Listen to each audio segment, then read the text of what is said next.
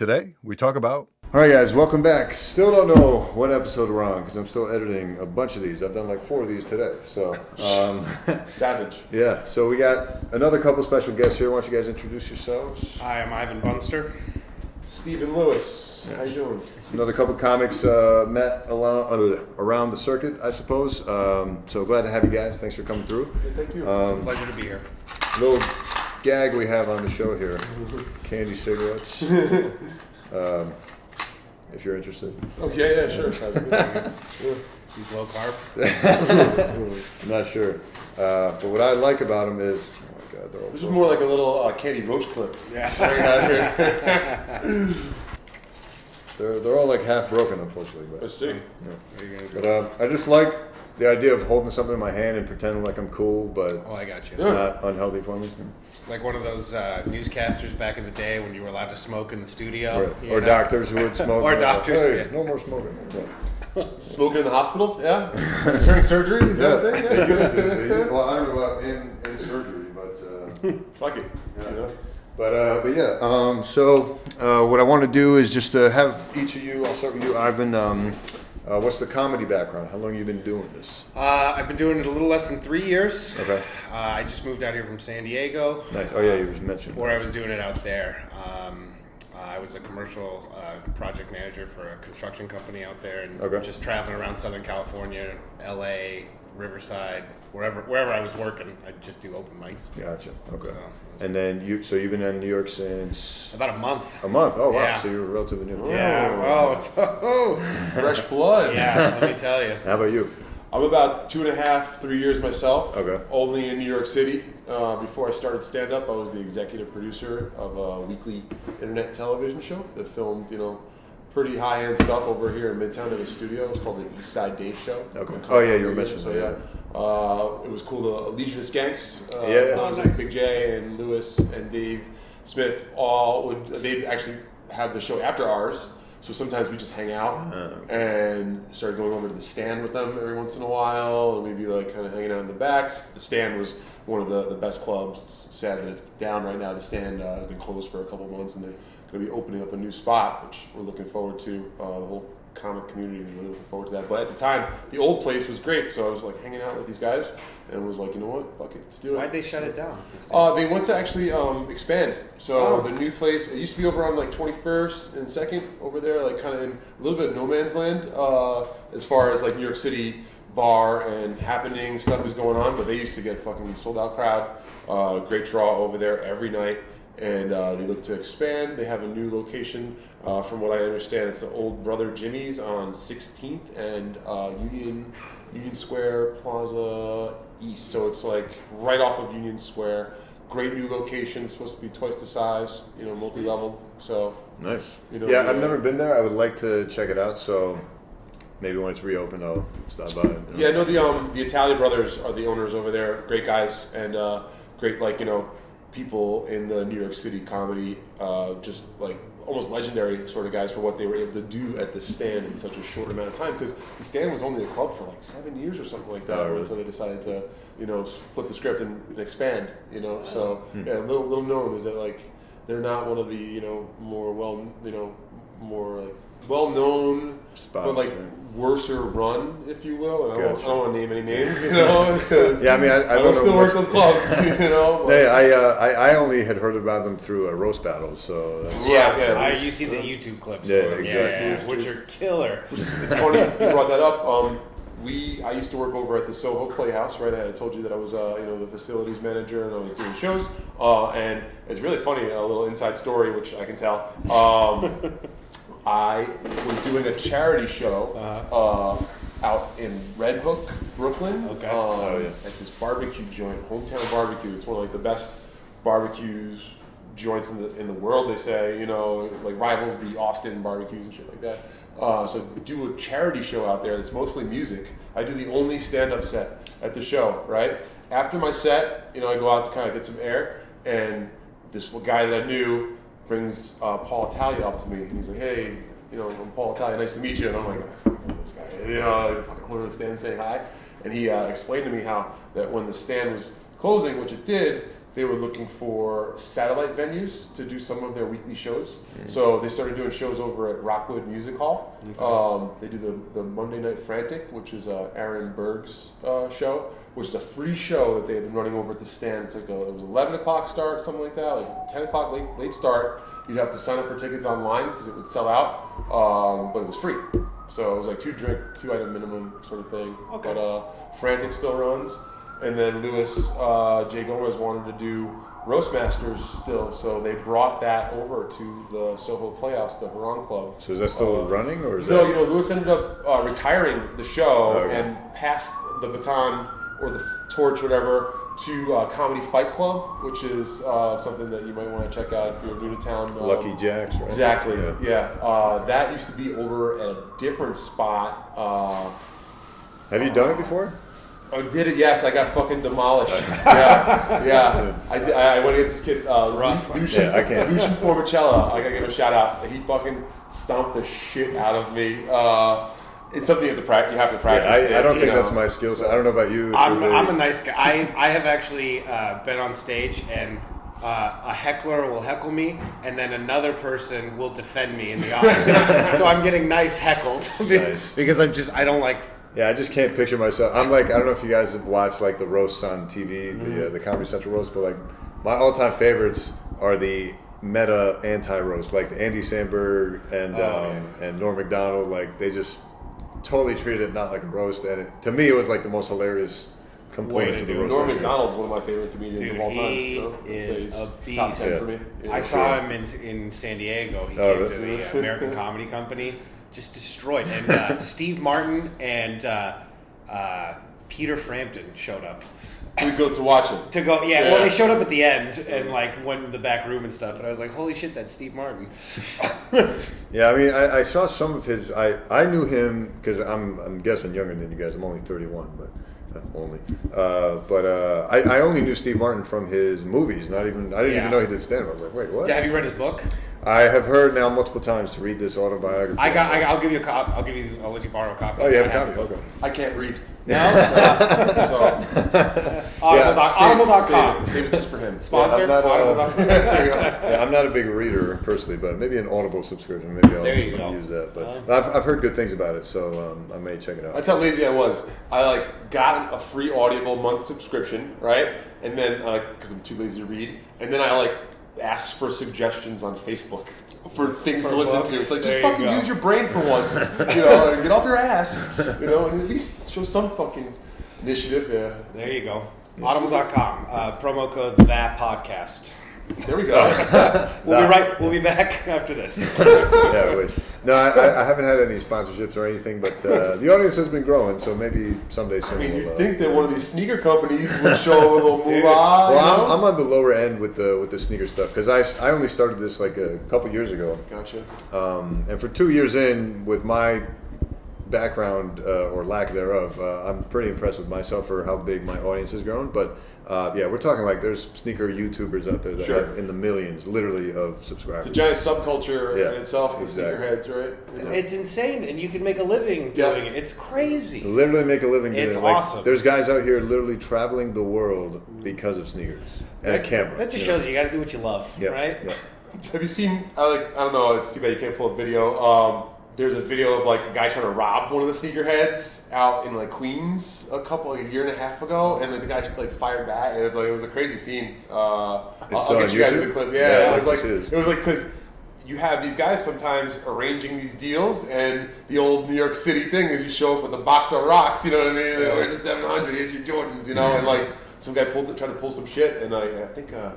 This other guy came prepared, you know what I mean, for that sort of shit. It wasn't his first rodeo. Yeah, it used to be a rough world from what I heard, just reselling sneakers and figuring Never out knew. shit Yeah, out. you have to protect your ass. Yeah, no, there's it's all going corporate now. So there's all these secondary resale sites that literally their entire business and corporate structures to obtain these rare sneakers and resell them to people like me who shell out for them. So I mean, shout out. I'm not sponsored, but they should be. I have GOAT, the app Okay. Yeah, I use like, Go and StockX, Yes, but I've had a rough going with Go recently. Really? So, You wanna? Do you want to just? Oh, I made a a whole video about it. And it's my fastest growing video ever. It had like Alright. 100,000 views in 2 weeks. So. Okay, Oh, wow. so wait, you know what? I take that back. Then I'm gonna delete Go. No, I still use the app because and actually one of my faster growing videos is a comparison of StockX and Go. So these Gotcha. are two companies that pretty much specialize in these sneakers that you just can't walk into a Foot Locker and get. Like, and it's not the sneaker you can't get. It's like certain colorways or certain versions of them that you can't Limited get. edition everywhere. stuff, and Limited it's edition also always sold at a markup. Yeah. But You is it like, so it's like the diamond market where they like purposely like hold back the supply to drive the cost? Sometimes. But sometimes it's also like, so those deconstructed ones you picked out earlier, they can only make so many of those, you know what I mean? Or sometimes they'll do like a special edition in collaboration with a rapper or a artist where they use special materials, a special kind of leather that they can't just make 100 million pairs of for everybody. So they have to make a run of like 50, so natural supply and demand. Yeah. Someone's going to lose out, and because of the demand, the price is going to skyrocket. 50, like that's absurd. Like the last ones that I tried to really push for, which I don't know why, I love them, it's so stupid. They had like the Masters.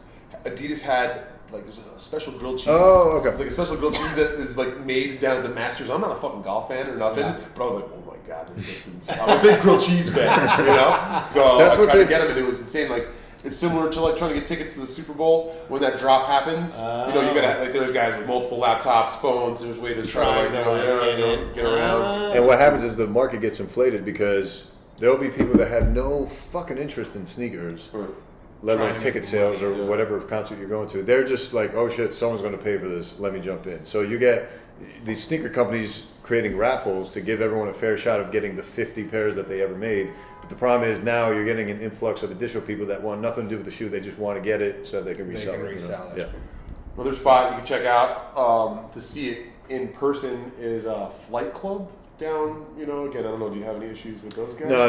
The only issue I have have a video that disparages Flight Club. No, not Fight Club. It's not a disparaging thing. It's just like their customer service was just like. So Flight Club, right? You walk in and then you have to fight a man. You know? Oh wait, no, that's Flight Club. No, Flight Club is they literally have like the VIP like clear plastic, and there are these little metal prices. You know, like these little like you look at them, and like the Back to the Futures are Like $50,000. crazy. Yeah, like car prices. You know, That's insane. Yep, it's pretty bad. so we have fuck you money. You just walk up in there. And Wow. Dad. But my only Take her.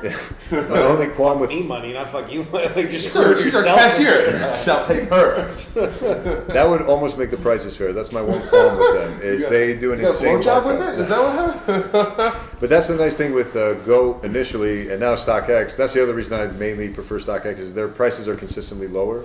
And Flight Club, for whatever reason, they have this what everyone kind of calls the Flight Club tax, which for whatever reason they just mark it up more than you would get at some Because of these they other can. sites for whatever. I think because they can. It's almost like a tourist Yes, I was attraction going to say, at this people point. come in from fucking Europe. all over the world, You know, exactly. to see that store because it is a Japan, China. beautiful Yeah, store. it It's is a nice. great setup. Yeah. So just the same way I had mine set up, like, whoa, this is cool. Yours reminds me It's of- like a much better curated version of that with a lot more selection. But, and things are for sale. So when you got this place, did you intend initially? I specifically told my realtor, get me a place with this view and an extra bedroom so I can do that. That was the Do you intent. ever see anything fun down here on? Because like we got to walk by your neighbors at the Port Authority on the way in.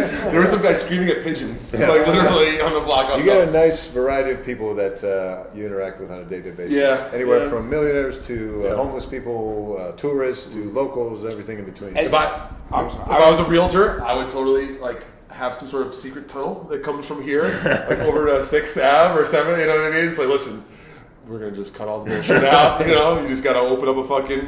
You go into this one phone booth and go down, and you come right up. You know? It's just as a new person to New York, like it's crazy to me. Like I've never been surrounded by so many people, and yet like no one. Everyone's so tunnel vision. Everybody, like, there's just people having conversations on their cell phone. Just like I was walking by, and some black lady's like, "You nasty ass motherfucker! You want me to tug on your balls?" I'm like in the middle of the street. I'm like, Tug on his balls. I'm like, what the fuck? She's out there tugging on his balls. I'm like, what the fuck is going on? Yeah. Someone put. Go ahead. No, please. I already cut off enough. Someone put that in perspective for me. If you come from like a small town or like Midwest area, it's like in those kinds of neighborhoods, people are nicer, but it's not because people here are naturally assholes. It's just like if I had to hold the door for everyone here, I would never get to my location. For sure. If I had to stop and ask everyone's day, like, oh, have you been doing? How's the kids? I would never get to where I was going. It's like you just can't. You can't physically. How long have you been living in the city? I moved down here in August. But I'd always been in and out of the city for years. Sure. I'm from upstate New York. Right. And different story when you live here full time, though. Yeah. Man. So you guys are both pretty new. So I'm saying, like, what I'm hearing out of both of your mouths is like newer New York City resident talk. You know, like you will become dark-hearted and jaded, and like you'll be tunnel vision. You know, what's crazy? Once you do get that New York City tunnel vision, and that like it changes your DNA almost. You know, they say once you really become a New Yorker, you can never really. I mean, you could probably figure it out, but you know, they say you're kind of stuck in your. The cool thing too is what I've noticed because again, I didn't mention here, but I lived 5 blocks away for 5 years in Hell's Kitchen, which has been changing rapidly, and it was not like the old scary Hell's Kitchen, you know, or what you see on like Daredevil or whatever. But there was still like a lot of life to the area, and the cool thing is that tunnel vision. It's like if there is a problem, you can like kind of get there is like a spidey sense that'll tingle, you know. So like a true New Yorker will kind of get that intuition that something's bad because it's almost like when there's blood in the water and there's a shark, you know what I mean? Like everybody kind of can react and know, you know, when something's off. You can have a guy taking a dump, you know, half a block away, but if the guy's taking a dump and he's got a fucking machete in his hand, then it's like, whoa, this is not right. You know what I mean? Like, yeah, oh sure, there are kids around, like crazy versus danger. Yeah, crazy versus danger is a good way to put it.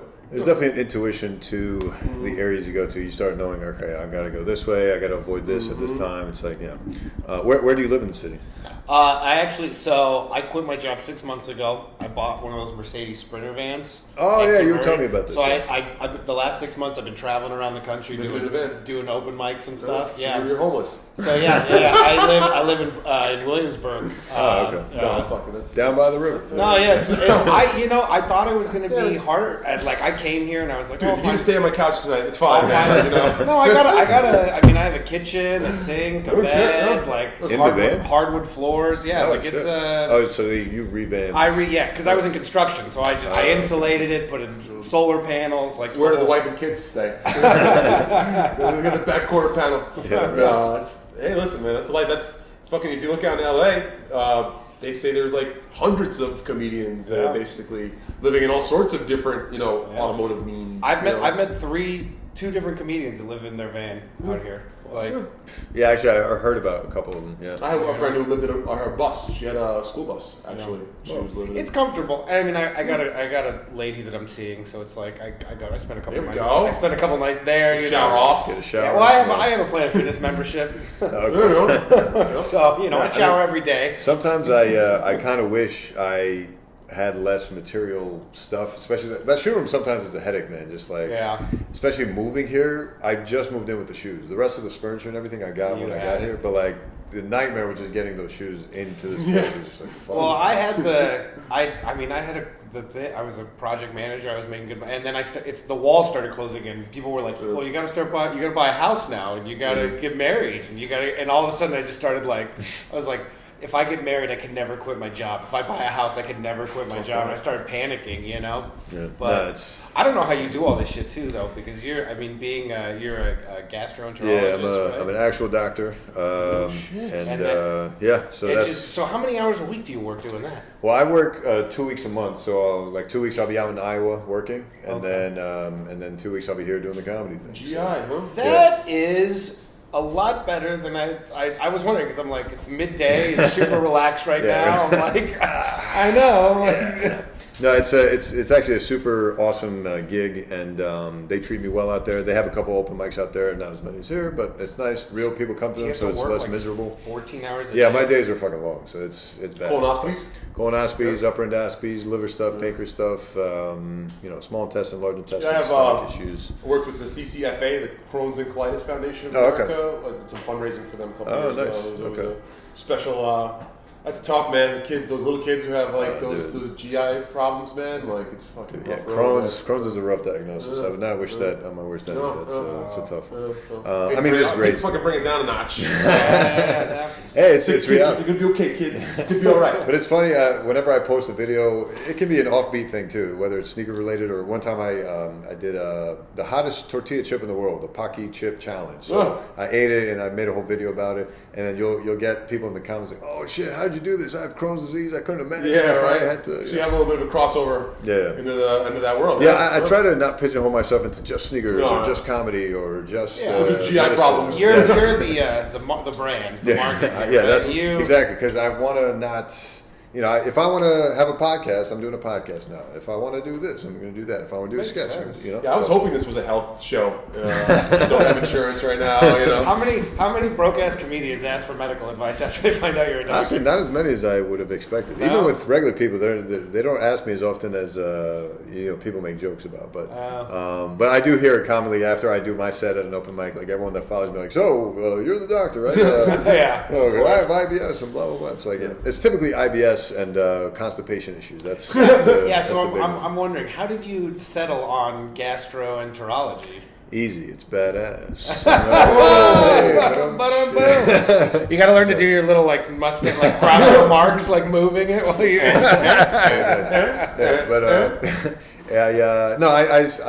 enjoyed it because. I actually made a video about this recently. Someone asked me, I do a Q&A series too, so like people will feed me questions, I'll make a video about it. So choosing your specialty and how do you choose like what field of medicine to go into? And a lot of it honestly will come down to like someone you worked with that wasn't an asshole. So like you could work with a doctor who is a total asshole in a certain field and be like, I don't want to fucking have anything to do with this. And then there'll be, or similar to it, you'll have like cliques that'll naturally develop, kind of like high school. So you have like the jocks do orthopedics and you have the drama kids. Yeah, the drama kids will do, I don't know what. The outdoorsy types typically do emergency medicine. That's like the typical. Oh, really? It's like the outdoorsy, the hiking. And all those kinds of people typically gravitate to emergency medicine. But I mean, obviously there's jungle out there. You know? So it's like, it really is like Scrubs. That's what you're telling me? It's exactly like Scrubs. Like the nerds went into internal medicine and the jocks went into surgery. That's kind of the basic generalization. Obviously there's crossover in every field. You find all types of people in all types of fields. But we don't want to generalize. I would say a lot of it really just comes down to where did you feel like you fit in when you were going through your rotations in school and whatnot, and then you'll find a few like, oh man, I really get along with these kinds of people, or do I want to be up a butt all day? Do I want to be reading EKGs all day? Do I want to be stuck in the ICU all day? Like where do you see yourself spending fucking 30, 40 years? Kind of like when you become a comedian in New York, it's like, if you meet a bunch of nice improv folks, you fucking might just pivot and become a fucking improv. Makes sense. Fucking jerk off. But, I've been thinking about improv. That's a great segue, actually. I wanted to ask, have you guys done any improv? I have. I'll burn an improv theater to the ground. Fucking matches. So we'll have a little debate between you. It's funny, like, I've been over to, and you're actually really close to the UCB, the new UCB theater, which I've been to 2 shows there. And it's funny. I've seen one really bad show because like they did like 10 acts and like only one of the acts really got me like engaged and going. And I'm like, that's a bad batting average right there. If they like, and again, you may go to the Comedy Cellar and not see a whole fucking complete killer's row. You may, but you might get 1 or 2 mediocre performances. I just like had the batting average. And then I went and saw another one that was a little bit more pro level, I guess. And have you done it yourself? No. I took in San Diego. I took all 3 levels at this place called the National Comedy Theater or National. When you say all 3 levels, they had 3 levels, like beginner, intermediate, it's like a cult. Advanced. Okay. Yeah. You gotta pay $400 each time. So how does it work? Because I've thought about doing improv just to try it. I wonder if my comedy would be better suited for improv. Perhaps I'm not sure. I don't know. You really just like. When you start off at the beginning level, like you're gonna get a mix of like theater people and then like a bunch of people that are just like learning how to talk to human beings. Like computer programmers who are just like, I just want to talk to a girl. That's which is fine. It wasn't for me because I'm a terrible listener, and so like I'd show up. What are you saying? So I'd show up. The scene would happen and they'd say that I was their father or something, and I wouldn't have listened and. it just goes off in a completely different direction. Well, I mean, listen, there's definitely something to be said about the Del Close method and all of those like games that you play, their activities that you play. So as a performer, I can see there being some usage of just getting some cross training in general, but I would never say, pursue your improv dreams, because if you think there's no money in fucking comedy, there's fucking no goddamn money in improv comedy. Well, it's an acting. It was originally an acting exercise, right? Gotcha. For actors. So is it when you hear about like Chicago, Second City, or whatever the improv group is out there? I don't know if there's like an equivalent in New York. Gremlins? The Grambling. Oh, here in UC is UCB. Right, no, but he was talking about Chicago. Oh, Chicago, yeah. Okay. I think they're the So those kinds of groups, I'm assuming that's the pot where SNL type people come out of? Is that? Yeah. It can happen, and it has happened before. It hasn't happened to... UCB's been the main. Yeah, because UCB was started by Amy Poehler, right? Matt Besser, and Matthew. Who's hilarious in every fucking movie. So he's ever funny. been. So funny. Sorry, other Matt. Matthew. Other Matt. Yeah, other Matt. Irish dude. Fuck. He's in Veep. He's in Veep. Hilarious. He's the funny guy. He's in Veep. He plays. But Amy Poehler was one who went on to become, a very famous. That's typically what I hear about is these, Second City guys. Well, I think it's good for like in those kind of new shows where improv, they'll do a couple takeaway scenes or whatever, and then they might use it in the show. And do you feel like that's where sometimes comedic actors come from? Like, absolutely. Oh yeah, for sure. Because you think about it too with Saturday Night Live. I mean, Michael Che, Pete Davidson are hilarious guys and very good stand-ups, but like the list kind of starts to dwindle from there. Who's on that cast that could like really hang on a stand-up stage in New York? Those two guys absolutely can. Them definitely not. Those are great stand-ups. And good dudes in general too, which is funny and great to see. It's just a difference. Big stars right now. Fucking Pete Davidson. Fucking that whole garbage situation with that pop singer. You know what I mean? Like that's like what the fucking media did to him, and that is fucking insane. Yeah, let's talk. Again, that's a level of it success. Yeah, let's talk about that for a second because I found it interesting because it was weird to me how like I knew about Pete Davidson just because I'm a comedy fan, right? Sure. But I knew he wasn't a big deal, right? I knew he was on SNL, but whatever. No offense, Pete. I think you're great. Because he's watching. If you're not a fan of SNL, you don't know anybody really on SNL. Exactly. More or less, so it hasn't been as relevant as it used to be. So I'm a fan of his, but I know that the world doesn't know who he is in general. Now all of a sudden, with the pop singer association with Ariana Grande, all of a sudden he's catapulted into the A-list, invited on all the hacky stuff and blah blah blah blah. Making the Page Six. And you throw that Kate Beckinsale stuff. That's what I was going to say, man. He did rebound well. Oh my god! So once you get that microscope on you, it's like that's what. As quickly as you rise up, that's how quickly they'll bring you down. I hear John Mulaney's helping him out though. So I think to try to like stabilize him, because I know John Mulaney. He talks about having some issues with alcohol and cocaine and things like that. And now he's very straight laced. So I hear Pete and them are like going out on tour together. Oh, nice. Okay. So hopefully it works out. Coke and alcohol. It's not the 80s no more, we could smoke weed nowadays. I think that's cool. I think we can get along. I know it's not legal in New York City, but it's more or less legal. Yeah, I mean, I got that sense from Pete just because he talks about his depression so openly and blah blah blah blah. But it's got to be a rough. Well, his father's well known. His father passed away 9/11. He was a firefighter, so I can't imagine. As a young kid too, with that. But I guess everybody in New York knew somebody, right? That's true, more or less. Right? Yeah, I mean, or was affected for sure. Yeah. I grew up, in a town like I said that's pretty close by in New Rochelle. Shout out to New Rochelle, New York, up in Westchester, 914. What the fuck? But yeah, no, we had like my neighbor. The towers came down on him, and he was able to get away because he was in a building right next door. And then we also had a young lady who we were friends with, Carrie Palazzo. Her father, Tom Palazzo, passed away, and that was we also had another twin sisters because I was class of 2001 high school, so we graduated high school in the spring of 2001. So our first few weeks away from home, that shit went down, and I remember I had these two twins friends. There were two females. Like one went to USC, another one went somewhere else, and like their brother had just graduated school from Villanova and was working in the towers and was killed. And like I think they both came home from school right away and like dropped out of school more or less, you know. And like we're okay, you know what I mean? Like besides having to deal with the grief and the loss, you know. And luckily, like New York completely, like you thought the Boston Marathon, you know, Boston Strong thing was big. Like the whole world more or less in the country definitely came around, but that was some awful shit. Yeah, you know? I was not around for any of that. I was a sophomore in high school, and I remember watching, because obviously classes all stopped and they're like pulling in the TVs into the room and just putting it. And I thought it was a prank. I'll be honest with you. I was like, "There's no way this is." It was fucking unbelievable, real, you know? shocking. So Yeah. It was crazy. I'm your same age, so I was a sophomore in high school, and I came in, and I just remember people running through and be like, "We're being attacked," and I was like, I was like looking up in the air, like I didn't know what they meant, like I had no idea, because it was before you had like a cell phone that like would Actually, that was the alert year I you. got my first cell phone. Yeah, Flip phone back then. it was the Nokia, The the Razor. even back then.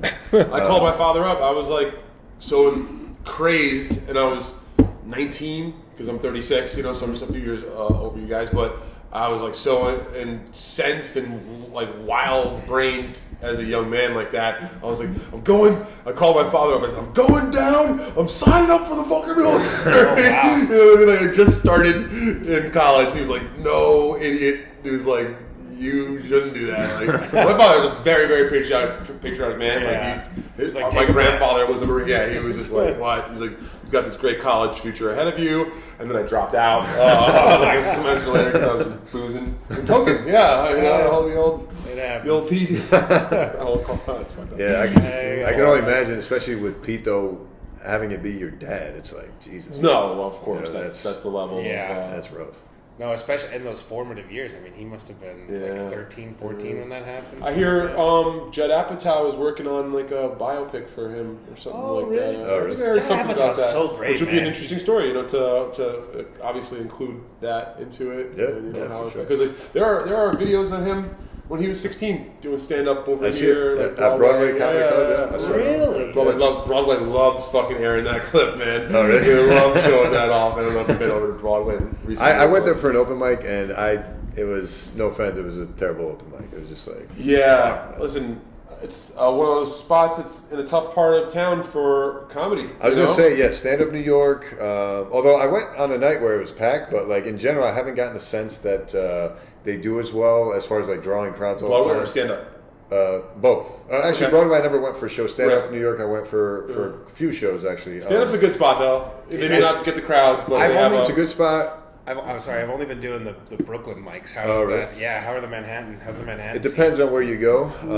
Grizzly Pear. Shout out to the Grizzly Pear on McDougal Street. That's where I'm at most of the time. Yeah. The thing about Manhattan mics is that you have to I put every book bag away. It's just so get a dog. The Grizzly Pear is great. The problem with a lot of the Manhattan mics, not a problem, it's maybe a good thing, is that you have to pay $5 occasionally, which I don't really like the pay for play mics. That model like rubs me the wrong way as an old school person. Like you can get away not having to do that in Brooklyn a lot of times, you know. It's just farther and again, more like it's inconvenient. it's budgetary wise. Like, do I want to be? If I want to do 2 mics in a night, you know, that's $10 right there. Plus, you know, that can become an expensive night if you're having a beer or two there, you know. So, but I will say though, you can get some decent work out of it if you know how to use it and you're really trying to work jokes out and just get like cadences down. And It's nice to be able to go bop, bop, bop, different spots. But Yeah. the worst the is lantern is over there too. going to, I haven't done that for an open mic yet, but the thing I also hate, piggybacking off of your pay for play type model, the worst is not paying. The worst is you pay, you're late in the lotto, and then everyone else is gone and left, and now you're performing for like 2 people. So, guys, I could have done this at home. You know, like, I could turn the lights off to here. Brooklyn and done it for free.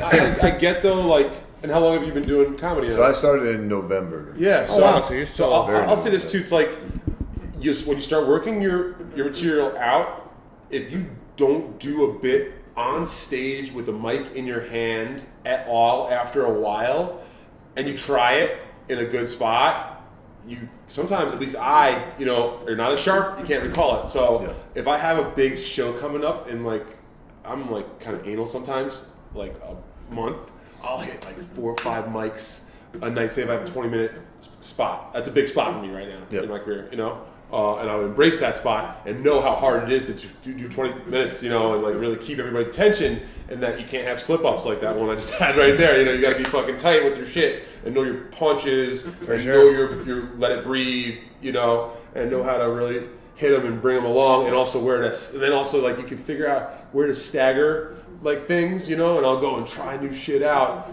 And I do find that occasionally those shitty mics where there's nobody left, you know, I honestly, I'm such a psychopath, I can just start pretending that people are there. Yeah, you know so you're just using it, you know? yeah, so you're just using it like, fuck whoever's here. It could be none of you here. I just want the microphone Warm and the up. sound system there so I can get used to just the rhythm. Well, you'll find in Brooklyn, I've gone to a lot of mics, and you'll see comics that have done like late night spots. You know, they'll be like on Colbert and stuff, and they'll go there, and you can tell they're just using it as like it's like them like writing a notepad almost. They're just like talking about their day. They're like, was that funny? Did that say something? Because they don't care. It's so low stakes. Yeah. Brooklyn mics I found are way more supportive. Oh, like are they? they don't like okay, people will leave, you know, but you do see more people just stick around. And you know what? Like, it's just good like practice. It's good manners in general. If you don't have a paid spot or another mic or a date, something legit, or you gotta get up early in the morning, I understand all those. Those are like the few reasons why if you're just bored, you don't want to stay, you're a dick. You know what I mean? Like, and that comes back to you. Because if you do stay, fucking, they do these buckets, it's all rigged, you know? They see you stick around and you go late and you stick around, whatever, you're going up earlier in a week, you know, and they rotate it. I wish they would incorporate that into a mic. Like if I were to make my own mic, I would set it up. And nothing's perfect, right? But I would think if I did a lottery system, I would do it where if you're picked in the last, that's all right. If you're picked in the last, say third of the lottery, We'll edit it out. Don't worry.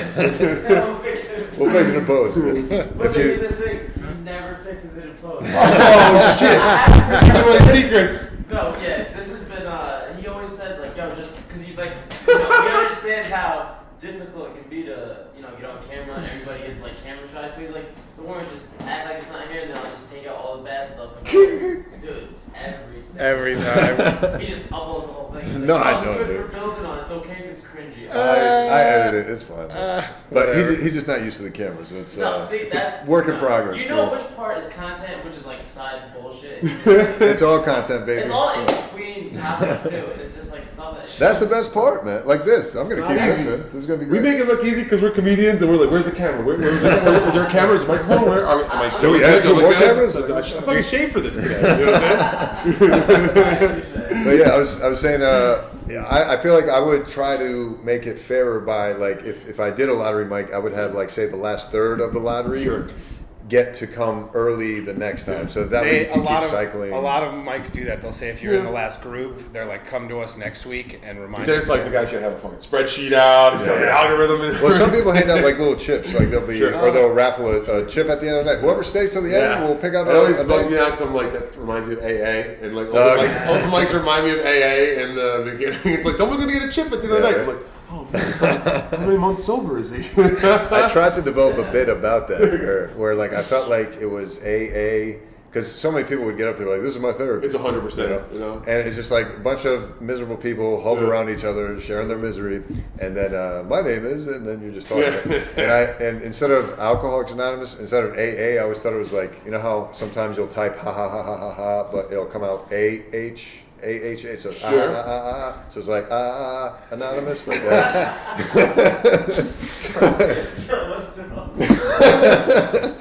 So yeah, that's anyway. I don't know what I was talking. Yeah, AA. Right? But yeah, that's Can't get alcoholics dogs. That's the moral of it. But yeah, I don't know how else to fix these open mics, but I really should try to make it to more Brooklyn mics. I just haven't made the time. I've been trying. I did a black room last night. That was In crazy. Brooklyn? Yeah, in Brooklyn. Yeah. That was. I have never. It was like I was an open mic. Well, I am an open mic, but I mean, like when you first start off, you know, and you're like just really nervous, and you're like, you know, it's gonna go bad, and you're like, just how bad is it? Was I was so yeah. I've got a lot of work. I was fortunate. Did a lot of work early on because again, it's just you can get what you can get out there.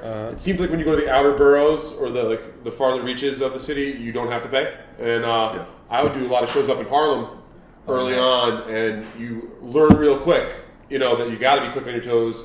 You know what works up there may not necessarily work down. Well, no, that's actually usually a one-way street.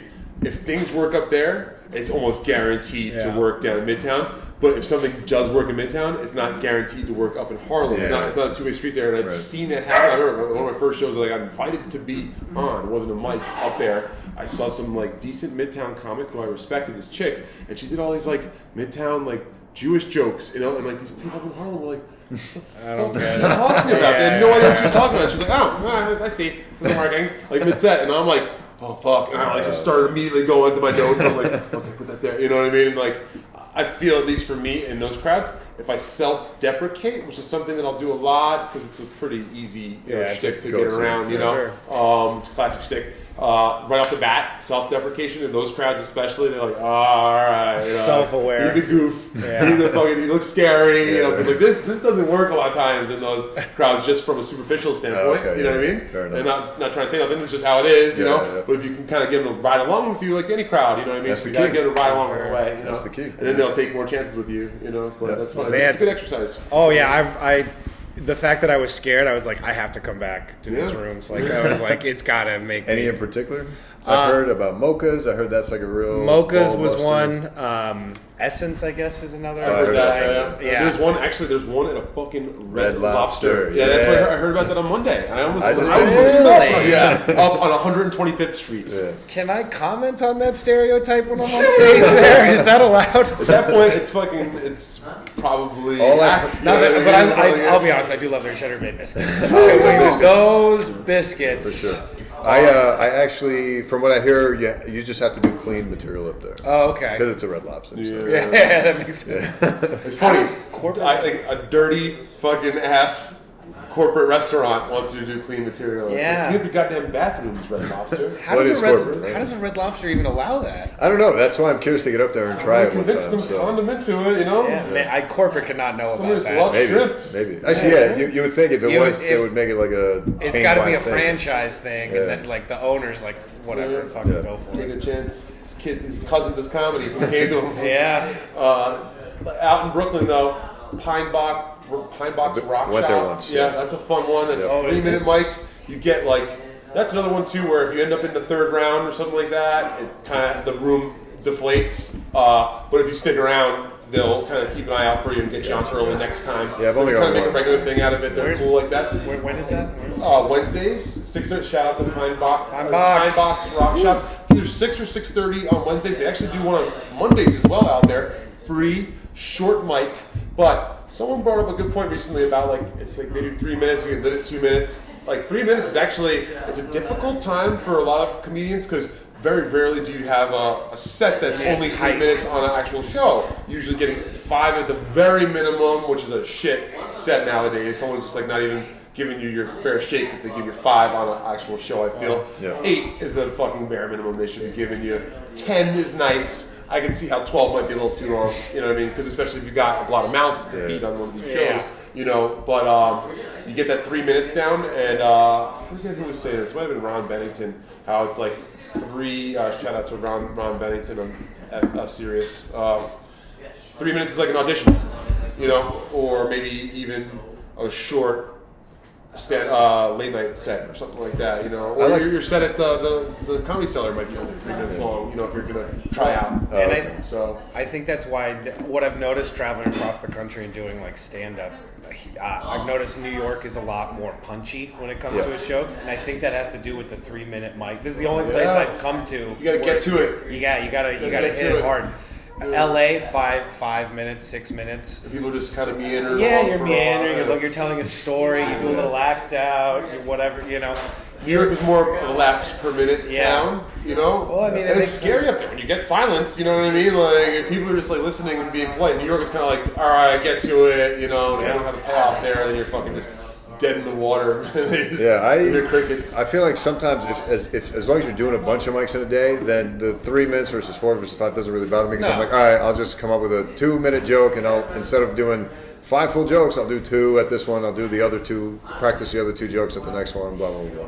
Do you guys record all your sets? Or? I actually film every set, and I put every set on YouTube. I saw that. I saw that. That's ballsy. That's ballsy. See, it's ballsy. A lot of people tell you not to do it. But everybody would tell you not to do that. But hey, if you're doing it, you gotta stick to it. Yeah, I say fuck everybody because it's been working for me. He's writing his own rules to comedy. Yeah, because I mean, who the fuck's going to help a doctor out in the comedy room? Like, hey, let me help you do better. Let's put yourself out there. Yeah, exactly. I find it's helpful because, and I've already noticed this in the comments. Yeah, like? I've already noticed this in the comment section. It's like you'll get 2 varieties of comments. One will be like, "Oh shit, I see what you're doing with these jokes. Like I see how they're progressing from this to this," and then they'll even give you some tips sometimes. Like, "Oh, you should maybe try this." I'm like, "Oh, okay." And then the other thing I like is getting the occasional comment like, "Wow, man, you read it in blogs or different posts like you got to get up there often, and this is the steps to being funny and blah blah blah." But when they visually can see like, "Holy shit, this guy took these jokes that sucked and now they're funny," or he said the same joke once and it bombed and then he said it again and now it's killing, and they're visually able to see it, they're like, "Wow, this is inspiring." Yeah, it should be a work in progress. Do you guys do you write on stage at all ever between do you find stuff, riffs that can stick? Yeah, you know, that's been big for me. So yeah, I mean, I don't know. I haven't seen you guys do stand up yet. I just have seen you guys on the scene, so I don't know what your style of comedy. Don't come out and see me. Whatever you do, that's fucking horrible. Nobody goes see Stevie do comedy. Yeah, we'll end on this segment, but I just want to know your style of either writing, performing. Like, what's your? I do kind of this depressed manic thing on stage, where it's like a sad topics, but with a happy-go-lucky attitude. Okay. And then my writing style is I'll take a premise or a concept up there with what I think is one kind of joke, and then I'll rant and rave, and then I know that and then I basically bookend it with a joke that I know has worked in the past at the beginning and at the end. That way, gotcha. And then I listen back to my set and I find the one line that I said in the minute and a half of ranting that's funny that somebody laughed at, and then I add it into the next set, and then I try something different, and then I just keep doing that over. It's like a never-ending story. Yeah, I just keep pushing it, same topic, Not a bad strategy. and then I just that is psychedelic. I can't write setup punchline. It's just I'm not much of a writer myself, so it's kind of tough. Well, I followed the old George Carlin method: just get high, and walk down to the river, smoke some weed, just go down to the river, and just try to write out funny concepts. And then try to figure out backwards how to go set up punchline, and then kind of stuck to constantly writing kind of somewhat druggy, somewhat creepy, somewhat sexual, and somewhat goofy, so those are kind stay of in your wheelhouse. Well, it's tough. Exactly. If I do all 4 in an 8-minute set, that kind of doesn't make sense. So if I strategically break up those 4 different personalities of mine in the right potion for that room, I feel like I've been doing a lot better now, because I used to always try to be that back of the room comic that wants to make all the comedians laugh, right. But then the fucking audience kind of what the fuck, this guy just said that, which I love. I'd rather get a what the fuck than silence, but you should be getting laughter and applause, So that's something that I've been trying to work on. Guys like Kenny Warren over at the Grizzly Pear have been really cool. Guys like David Suarez, to shout out another guy who helped me get my start, always giving good feedback and criticism, even more of what you're doing wrong or what they feel you're doing wrong, And sometimes I don't take criticism well, but when I have the right someone who's spinning it to me the right way, and someone I respect, I do listen, and they don't really kind of. Yeah, taking feedback's important, because if you're not willing to do that, you're not going to grow. So I always see those comics that they'll blame the crowd, they'll blame the conditions, they'll blame whatever, but it's never the crowd, bro. It's you. It's you. You got to, and that's the toughest thing to hear, because if you're not willing to hear that feedback, you're not going to. For sure. But anyway, this was fun, guys. Thanks for coming. Man, thank Had you. an absolute pleasure. Thank you for having me. Plug your stuff one last time. Yeah, sure. I'm at Stevie Lew, STEVIELEW comedy. And are these coming out soon, or? I don't know. Yeah, I'm way back. So I got a show coming up May 19th. Yeah, plug your show. May 19th. It's a Sunday afternoon brunch. We have details coming out soon about that, but yeah, it is what it sounds like. It's gonna be a comedy show with a 420 friendly environment. And if you check out my Stevie Lew comedy on Instagram, I'll definitely have details about that soon. So you guys are invited. And I'm Ivan Bunster on Instagram. Follow me to see what it's like to live in a van in New York City. I'm on it, bro. And I'm at Ivan Buns on Twitter. IvanBunster. That's great. Ivan Buns, huh? Yeah. I got that one.